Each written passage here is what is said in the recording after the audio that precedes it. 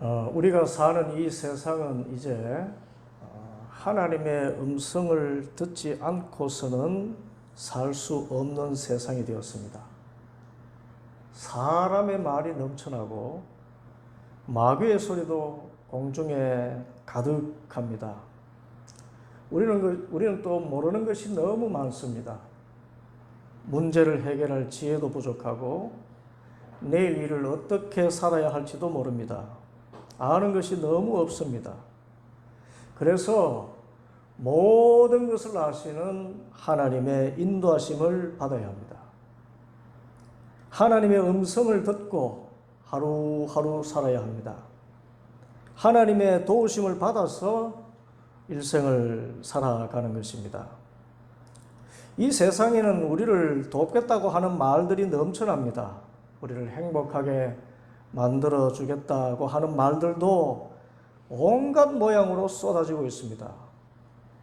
그런데 그 말을 듣고 살아도 행복해지지 않습니다. 돈 많이 벌면 행복하다고 하는데 그렇지만 않습니다. 건강하면 행복하다고 하는데 꼭 그렇지 않아요. 왜 행복해지지 않습니까? 그 말이 하나님의 음성이 아니기 때문입니다. 세상의 소리는 내 마음의 생각인 경우가 많습니다. 내가 바라고 소원하는 것이 생각에 가득 차 있어서 항상 그 소리가 있습니다. 들립니다. 돈 많이 벌어야지 잘 산다. 건강해야지 잘 산다. 내 소리입니다. 또 마귀의 소리가 있습니다. 그런데 이 마귀의 소리는 얼핏 들으면 하나님의 음성 같습니다. 분명히 성경 말씀 같은데 그 말대로 했다가 큰 낭패를 보는 경우가 있습니다. 우스갯 이야기입니다만은 어떤 사람이 매일 하나님의 말씀대로 살겠다 해서 하나님께 기도했습니다. 주님, 오늘 어떻게 살지 말씀을 주옵소서. 그리고는 성경을 펴고 눈을 감고 아무데나 쿡 짚었습니다. 그런데 그날 마태복음 27장 5절 가룟 유다가 목매어 죽으니라. 그래서 이건 아닌 것 같다. 그래서 다른 데를 찾아서 쿡 집었는데 누가복음 10장 37절 가서 너도 이와 같이 하라. 이건 하나님의 음성이 아닙니다. 그러면 우리는 어떻게 이 세상의 소리와 하나님의 음성을 분별할 수 있을까요? 오늘 말씀에 의하면 그 첫째는 하나님의 음성은 온유한데 마귀의 소리는 강박감을 준다는 것입니다. 오늘 말씀 요한복음 10장 1절부터 5절 말씀을 우리 세번역 성경으로 다시 함께 읽어보겠습니다. 내가 진정으로 진정으로 너희에게 말한다.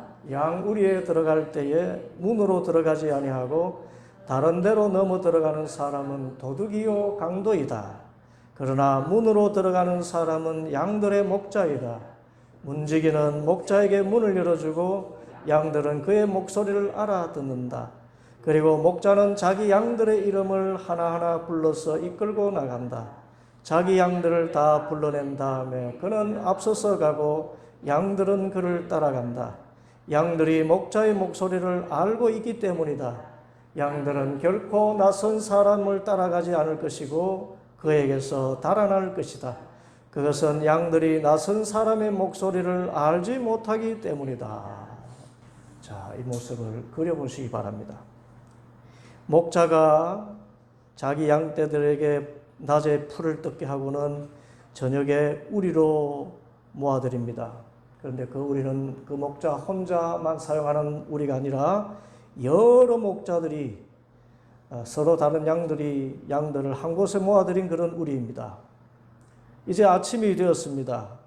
양들이 풀을 뜯도록 이끌어내야 되는데 목자는 문으로 들어갑니다. 우리의 문으로 들어가야 목자입니다. 왜냐하면 문지기가 알아보고 문을 열어주는 사람이 목자이기 때문입니다.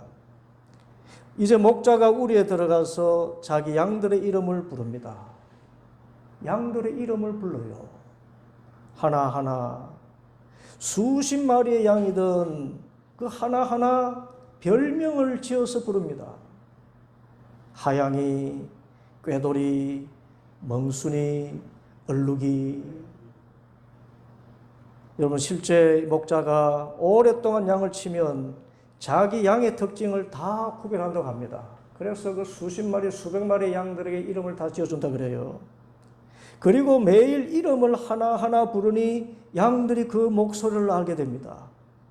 그래서 아침에 우리에 들어간 목자가 까망이, 멍순이, 얼룩이, 꾀돌이, 하양이 이름을 부르면은 그냥 자동적으로 목자를 따라 나가는 것입니다. 다른 목자, 그 양들을 치던 목자가 아닌 다른 목자는 아무리 불러도 따라가지 않습니다. 흉내 내어서 그 이름을 불러도 따라가지 않습니다. 오히려 그 목자는 가까이 오면 피하게 됩니다. 여기서 목자가 자기 양의 이름을 부를 때 어떤 어조로 부를까요? 감옥에 죄수 부르듯이 야 1번, 15번 이렇게 부를까요? 중학교 때 저희 학교 선생님들은 저의 이름을 외우지 못해서인지 그냥 1번이라 했습니다. 옛날에는 1번은 그 반에서 키가 제일 작은 학생이었습니다. 그래서 한 번도 영화야라고 불러준 적이 없고 1번 그랬는데 그때 기분이 나빴습니다. 그러나 오늘 말씀에 목자가 양을 부를 때 그 음성이 어땠을까요? 이름을 하나하나 불러주시는 그 음성은 오늘 부른 찬송과 같습니다.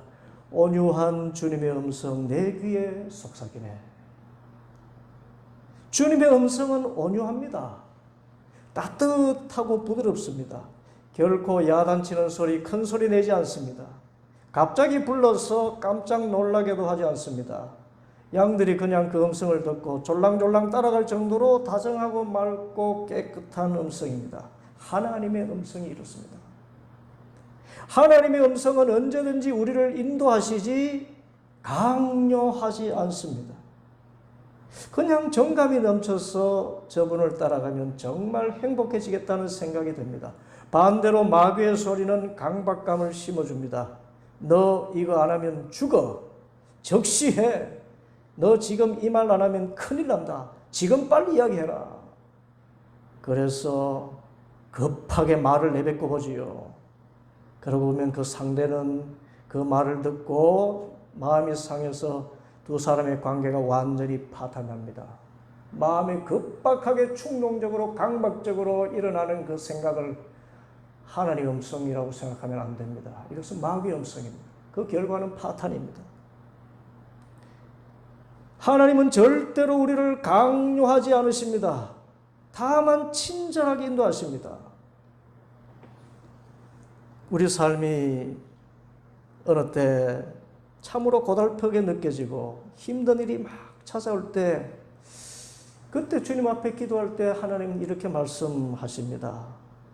이제는 좀 기도해야 되지 않겠니? 부드럽고 조용하게 말씀하십니다. 결코 강요하지 않습니다. 그런데 마귀는 이렇게 말합니다. 그것 봐, 네가 기도하지 않아서 그런 거야. 당장 가서 기도해. 같은 말 같은데 그 어조가 완전히 다릅니다. 얼핏 하나님의 음성으로 들리지만 영적인 사람은 구별합니다. 하나님은 결코 우리를 강요하거나 강박감을 주는 음성으로 말씀하지 않으십니다.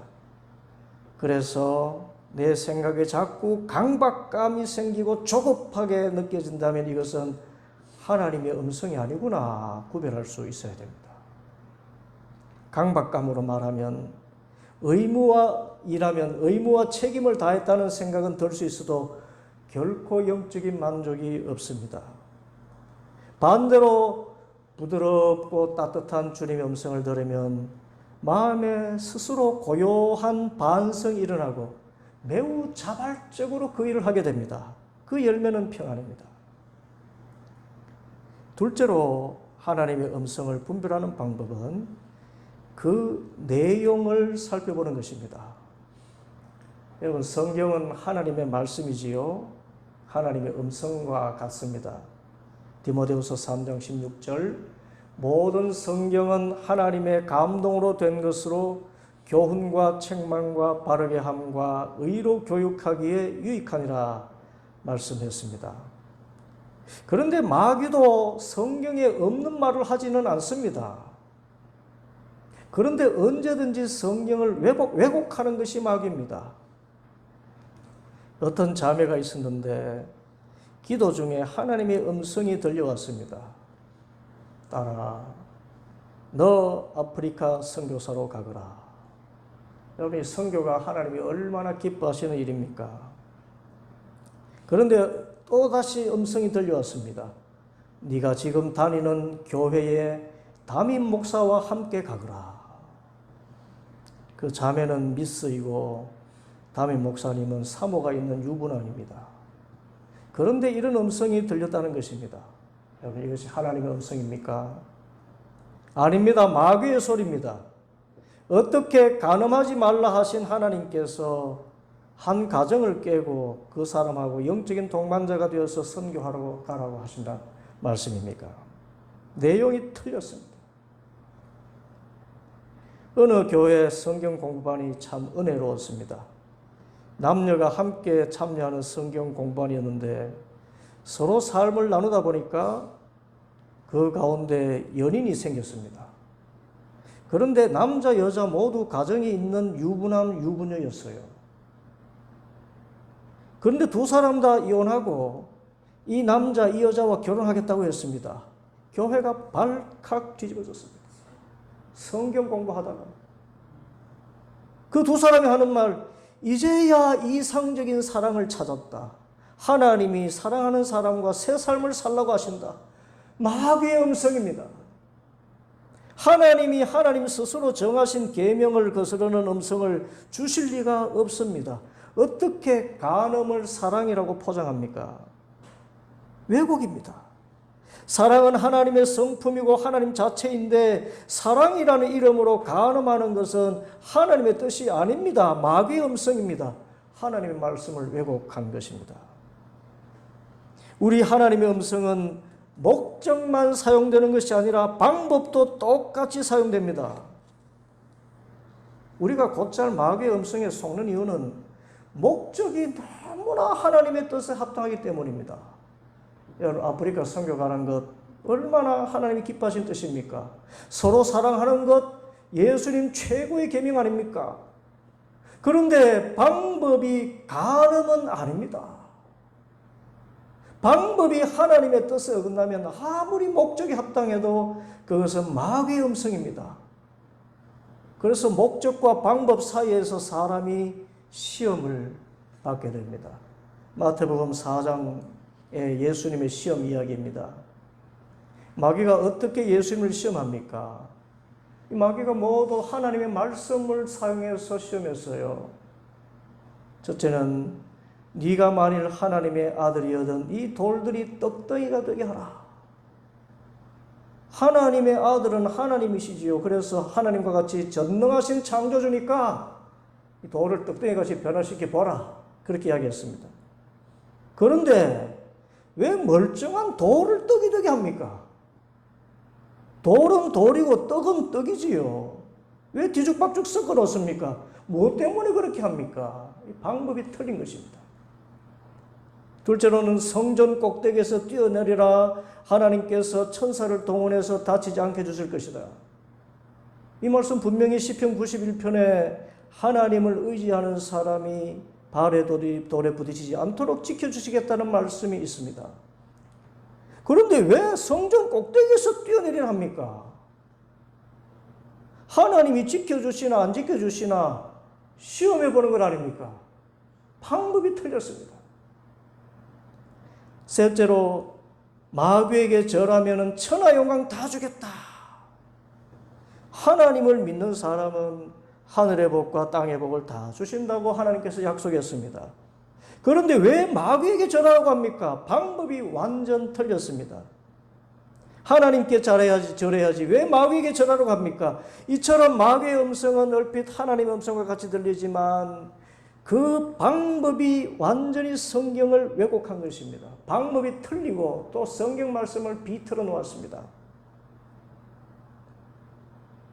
그래서 아무리 목적이 좋아도 방법이 하나님의 뜻이 아니라면 하나님의 음성이 아닌 것으로 구별할 수 있어야 합니다.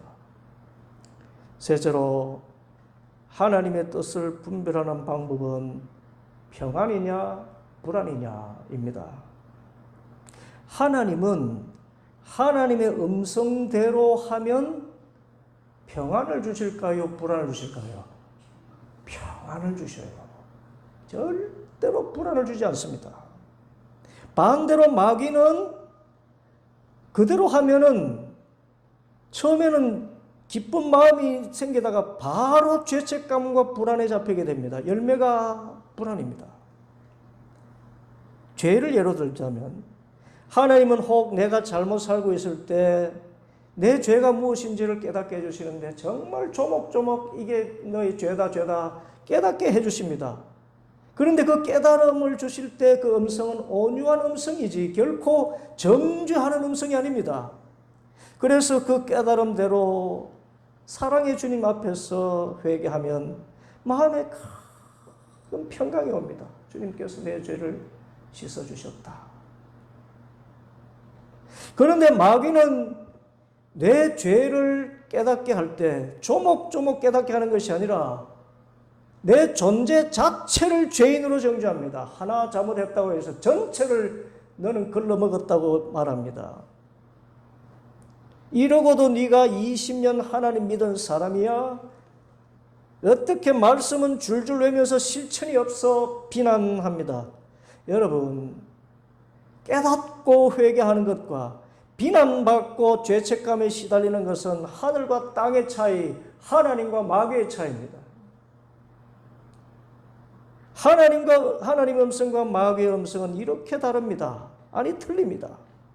하나님이 우리에게 회개하라고 하실 때는 언제든지 해결의 방법을 제시해 주시고 평강으로 열매 맺게 하시지만 마귀는 나의 존재 전체를 부정적인 자화성으로 이끌어가면서 좌절시켜버립니다.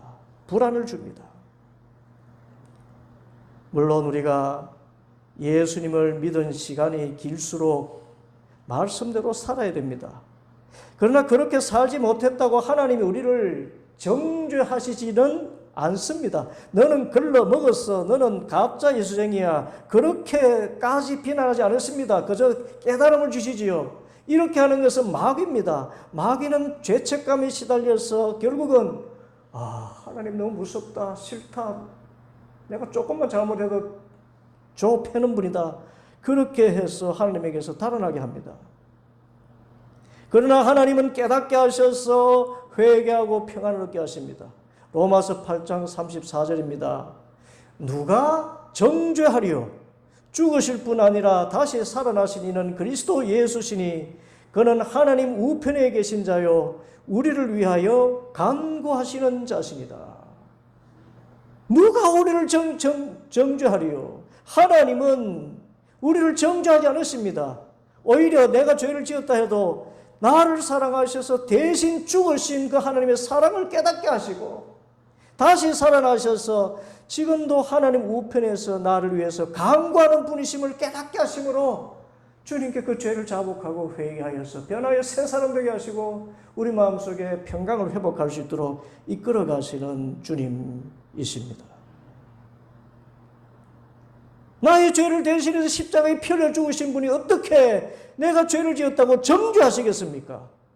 오히려 하나님은 마귀의 정죄에서 우리를 해방시켜 주신다 했습니다. 로마서 8장 1, 2절. 그러므로 이제 그리스도 예수 안에 있는 자에게는 결코 정죄함이 없나니 이는 그리스도 예수 안에 있는 생명의 성령의 법이 죄와 사망의 법에서 너를 해방하였음이니라. 그러므로 이것은 하나님의 뜻이다 해서 실천하려고 했을 때 거기에서 불안이 다가온다면 불안한 마음이 되고 답답한 마음이 생긴다는 것은 하나님의 뜻을 빙자한 마귀의 생각이면 우리는 분명히 알아야 됩니다. 넷째로 하나님의 음성은 화목하게 만들고 마귀의 음성은 분열을 가져옵니다. 어느 집사가 어느 다른 교회 집사가 그 교회 목사님이 아닌 다른 교회 목사님을 존경했나 봐요. 그래서 그 다른 교회 목사님을 만나자고 하더니 그 목사님 앞에서 그 교회를 떠나겠습니다라고 말했습니다. 이유는 자기가 그 교회를 섬기면서 또 기도해 보니까 그 담임 목사가 목회하는 것이 교회를 위해서 하는 것이 아니고 자기 사역을 위해서 목회하는 것이 분명하게 보이더라. 그래서 자기가 그 교회를 계속 섬기면은 결국은 그 목사의 사역을 채우는 일밖에 되지 않는 것 같아서 교회를 떠나겠다는 것입니다. 그래서 상담하던 목사님이 싸움은 말리고 흥정은 붙이라는 우리 일반적인 상식도 있고, 그래서 그를 설득시키려고 그가 비난하는 그 목사님을 약간 변호했습니다. 그러니까 이 사람 하는 말이 당신도 그 목사와 같은 통속이기 때문에 그래요 라고 말하고는 떠나갔습니다. 이후 들려오는 이야기는 그 집사는 어느 교회에도 정착하지 못하고 가는 교회마다 목사 쫓아내는 일에 앞장서서 아예 목사 쫓아내는 집사로 이름이 붙었다고 합니다. 여러분, 하나님은 사랑이시고 화평이십니다. 만일 그 집사가 하나님의 음성을 바로 들었다면 물론 그 목사의 부족한 것도 깨닫게 되었지만 하나님은 그 목사의 단점도 알게 하시지만 반드시 그 목사의 좋은 점도 보게 하셔서 그 목사와 좋은 관계를 이어가도록 이끌어 가셨을 것입니다. 그리고 그 집사에게도 이런 음성을 주셨을 것입니다. 그래, 그 목사에게 그런 문제가 있다. 그런데 그런 문제는 아니지만 네게도 이런 문제가 있지 않니? 그렇게 우리를 겸손하게 하시고 비난과 정죄 대신 할 수만 있으면 좋은 점을 보고 화목하게 하시는 것이 하나님의 음성입니다. 여러분, 하나님이 얼마나 화목을 좋아하시는지 아십니까? 마태복음 5장 23절 24절에 그러므로 예물을 제단에 드리려다가 거기서 네 형제에게 원망 들을 만한 일이 있는 것이 생각나거든 예물을 제단 앞에 두고 먼저 가서 형제와 화목하고 그 후에 와서 예물을 드리라. 여러분, 성도가 제단에 예물을 드린다는 것은 하나님께서 가장 기뻐하시는 예배 행위지요. 하나님이 예배를 얼마나 기뻐하십니까? 그런데 이 예배보다 더 기뻐하심이 있다는 것이에요. 이 예배에 앞서서 우리가 해야 할 일이 있는데 그것이 바로 화목이라는 것입니다. 화해라는 것입니다. 화목하고 화해하고 예배 드려야 하나님의 뜻을 이루는 것이지, 화목 없이 미움과 살인이 가득한 채로 예배 드리는 것은 마귀의 뜻입니다. 가인의 예배를 그래서 하나님이 받지 않으신 것 아닙니까? 그 마음에 살인과 분노가 있는데. 그러므로 말씀을 읽거나 기도하다가 마음에 오히려 미움이 생기고 정죄하는 마음이 생기면은 성령 받았습니까? 악령 받았습니까? 악령이에요. 마귀입니다. 이처럼 악령은 너무 가까이 있습니다. 그리고 너무나 쉽게 우리 마음을 침범합니다. 그래서 화목이 아닌 것은 마귀의 음성이라는 것을 알아채고 즉시 물리쳐야 됩니다. 하나님은 화목을 기뻐하시지 결코 분노와 미움과 살인을 기뻐하지 않으신다. 이 사실을 기억해야 됩니다. 그러면 끝으로 우리가 하나님의 음성을 잘 분별하려면 어떻게 해야 됩니까? 오늘 예수님의 비유의 말씀에서 양들이 어떻게 해서 목자의 음성을 잘 알아듣게 되었나요?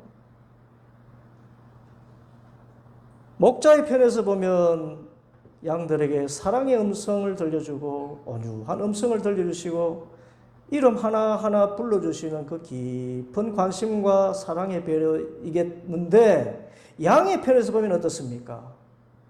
양이 목자와 친밀한 관계를 형성할 수 있었기 때문입니다. 물론 양이 노력한 것은 아니지요. 내가 목자를 사랑한 것이 아니라 목자가 양을 사랑하는 가운데 자연스럽게 그 목자와 친밀한 관계를 이루는 것입니다. 목자의 발자국 소리만 들어도 목자를 알아차릴 정도로 목자와 친밀할 수 있었던 것입니다.